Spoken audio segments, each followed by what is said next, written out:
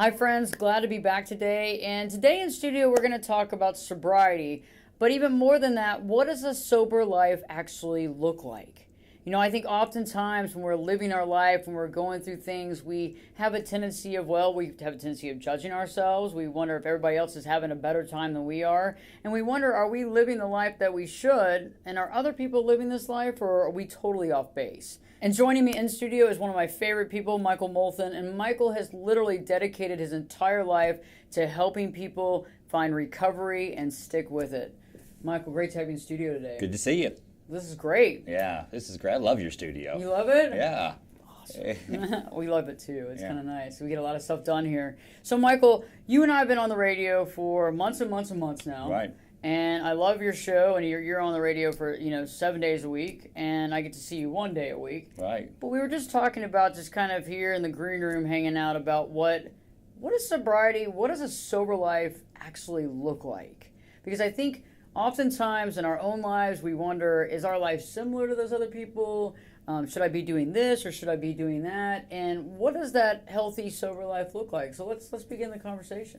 Well, I mean, first of all, what's the difference between a social drinker and an alcoholic? We've heard that in our life, I'm just a social drinker or I'm a functioning alcoholic, which there's no such thing. That's like half pregnant, but the difference between a social drinker and an alcoholic is very dramatic.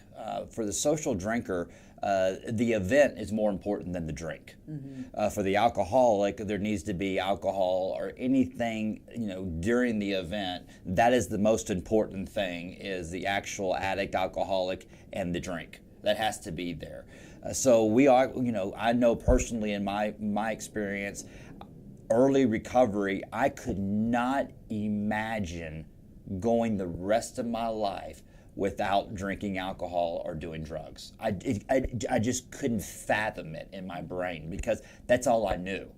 And so recovery, in early recovery, I have been educated and helped by the Fellowship of Recovery program to take it, it's a cliche, but one day at a time.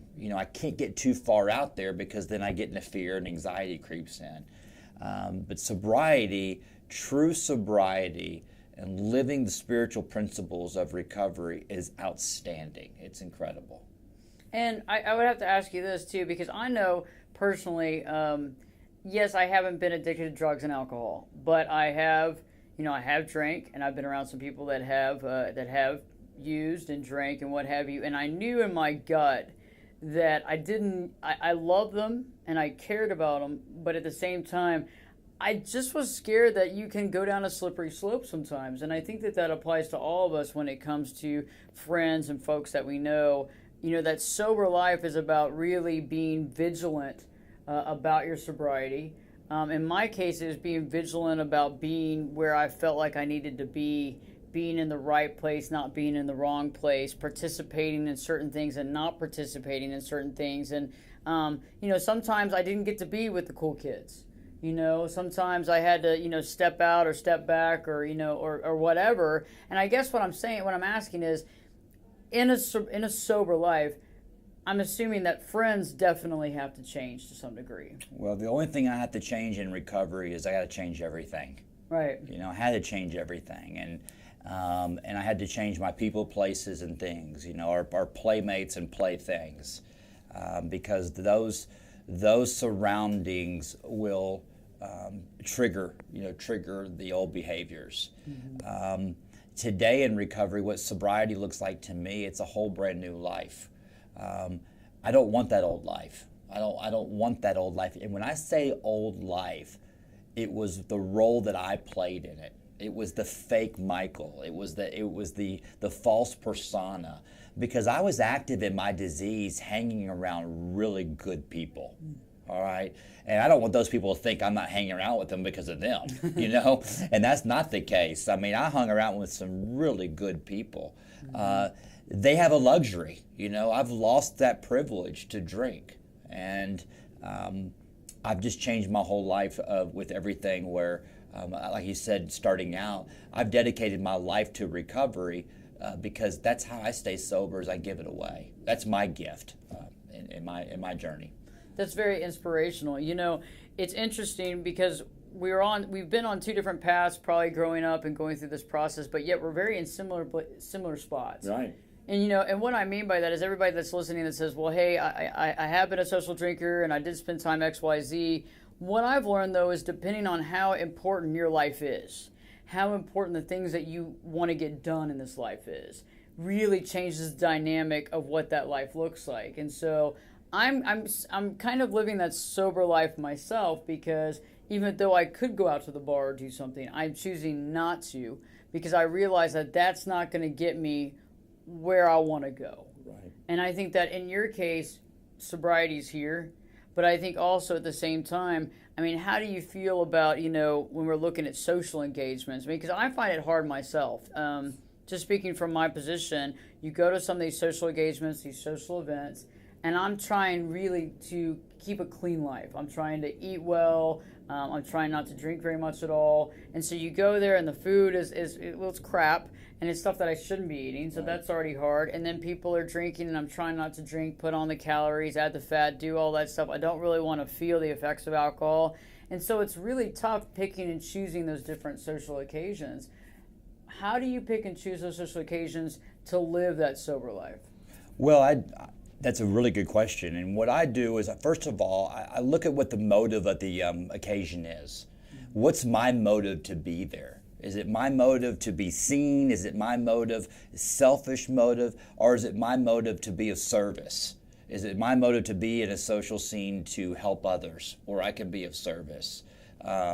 You know, for example, you know, going to charity events where they have alcohol involved, you know. Today, luckily, when I go to events, I don't see it. You and I have been to events together. Yeah. And number one, I feel very safe going to events with you because you're the official licensed therapist of M2 The Rock Radio.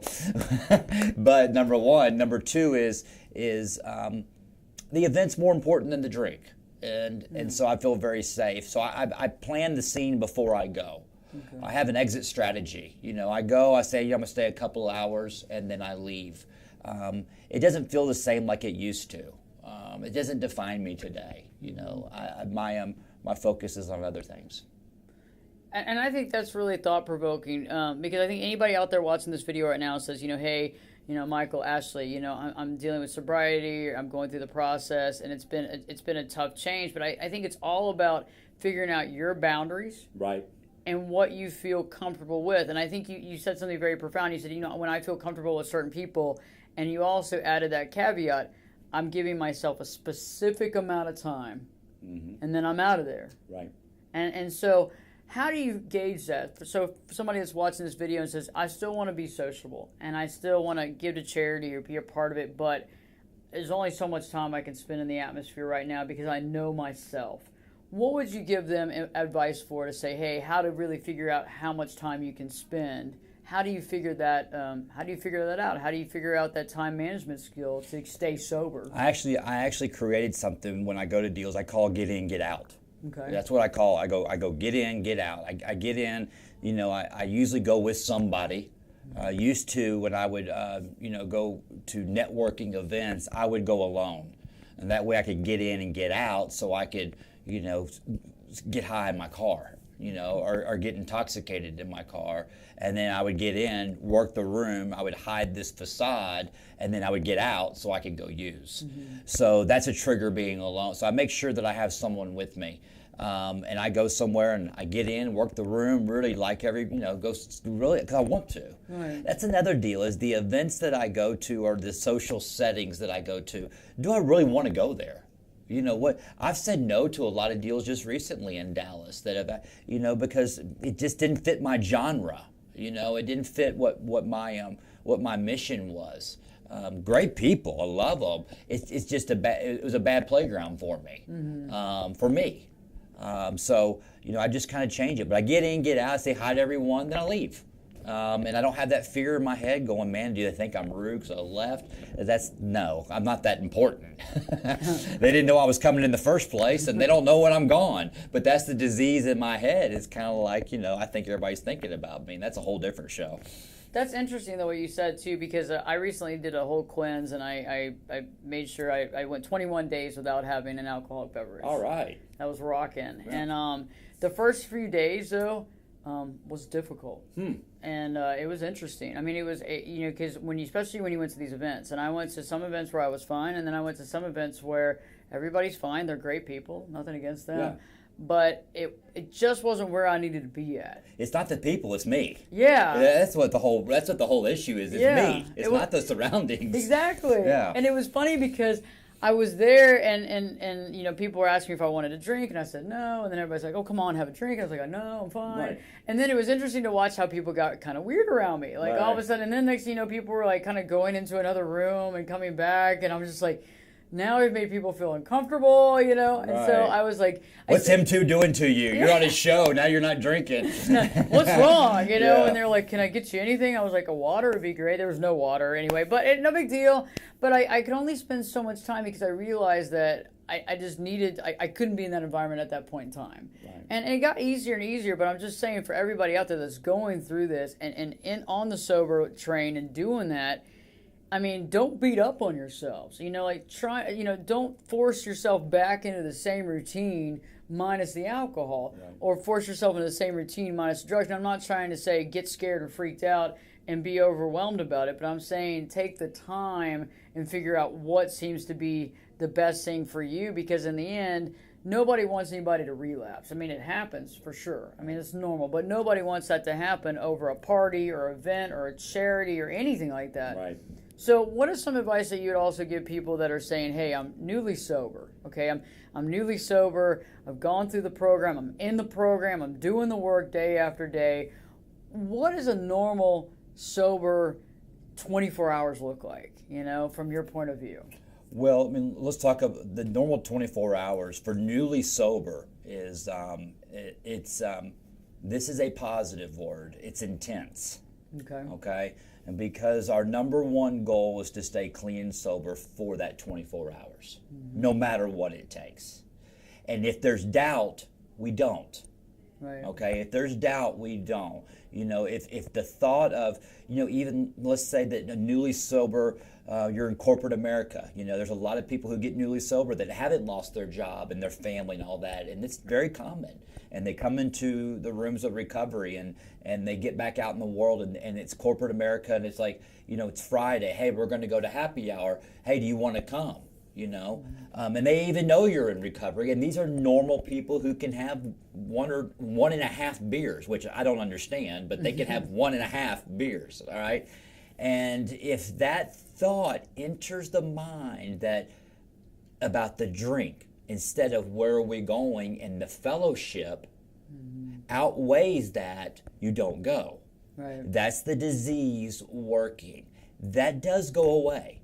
As long as we keep working the program and doing it over time, that mental obsession, that obsessive compulsive, that dissipates. Okay, because it's been burnt into our spirit for so long that it takes a while to get through. We're not ready yet. We still have to work through some inventory cleaning. We got to get more spiritually fit to do that. So my recovery is so important to me. If there's doubt, I don't do it. Even in a situation where there's no alcohol and drugs. See, alcohol and drugs is a symptom. Right. Okay, it's an external thing that is something that's internally wrong with me.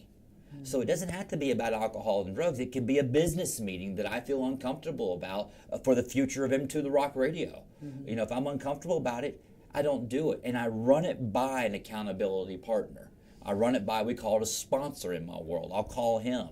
I have an incredible moat around me, which you're one of those people, I've got a great team around me that I run things by. Yeah. And, there was an event that I was going to go to a while back, and you said, what? I don't think it's wise right now in your program to attend this event. I said, perfect. That's all I needed to hear. And that's what we do. Yeah, and I remember that because my deal was like when I was thinking back at that event, and I'm glad I said that because I trust you and know you at the highest regard, but with all that intensity and all that stuff going on, it's just, there's enough stress and enough stuff, and you got all that other stuff happening, and people that are obviously not in any sort of sobriety program. Well, it was too early. Yeah. It was too early. And, but yeah, we change our playmates and play things, and it's all relative. It's my world, your world, the corporate America world, rock and roll world, celebrity world. We've got to reestablish those boundaries and make sure every day in that 24 hours that recovery and sobriety is number one. Number one.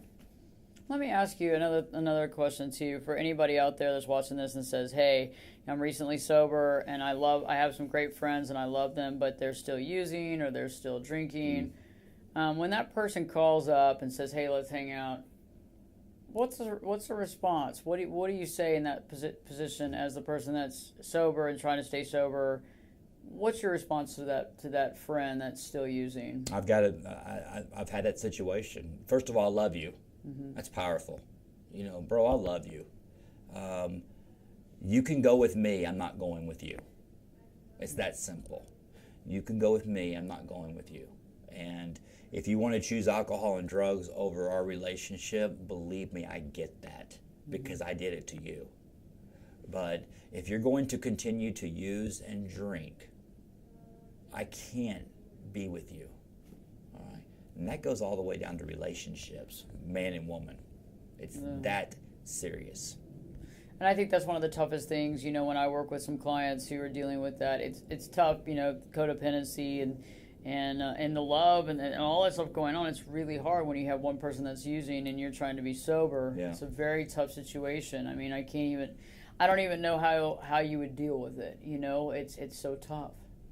Well, it's a family disease, and we get sick together and we get well together without being codependent. So it comes across complicated, but the solution is very simple. That's everybody works on themselves, and they grow together as one. And so it's one day at a time. I agree with you. Lasting thoughts on sober living and just, maybe some day-by-day stuff for folks out there watching? Sober living's great. My best days sober let me say it again. Check that, okay? My worst days sober are better than my greatest highs I've ever had drinking. My worst days sober, sober are, am I saying that right? Yeah. My worst days sober are better than any days drinking and doing drugs. That's true sobriety. And why is that? Because of your spiritual component, because of what you're seeing, because of being part of life and not like being on the sidelines, because of actively participating? Or I'm honest. I have a lot of hope, and my side of the street's clean. Nice. Yeah, and it feels really good today. I sleep good at night. I put my head on the pillow when I go to sleep. I've never done that before. Wow. Yeah. Because you feel good about it. You know where you're at. You feel good about what you're doing, and you get up in the morning, you look yourself in the mirror, you smile, you feel good. Yep, absolutely. That's really powerful, Michael. It's amazing. Thanks for coming in the studio today. Thank you. I always enjoy coming here. Well, you'll be back on more, if that's okay. Can you say more one more time? more. more. more. I can say it until I start saying something totally different.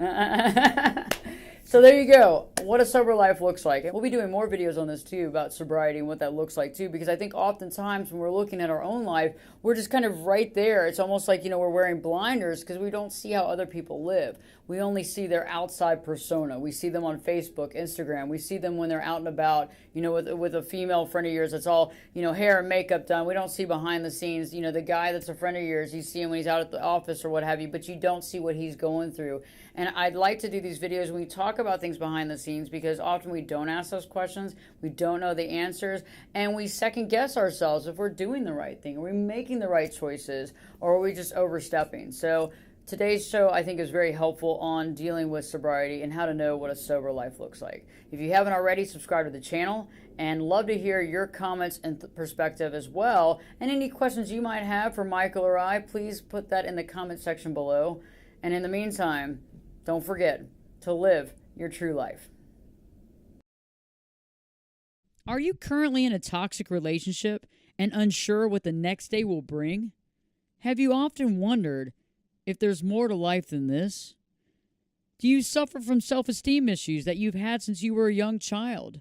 Have issues or have difficulty speaking with your family?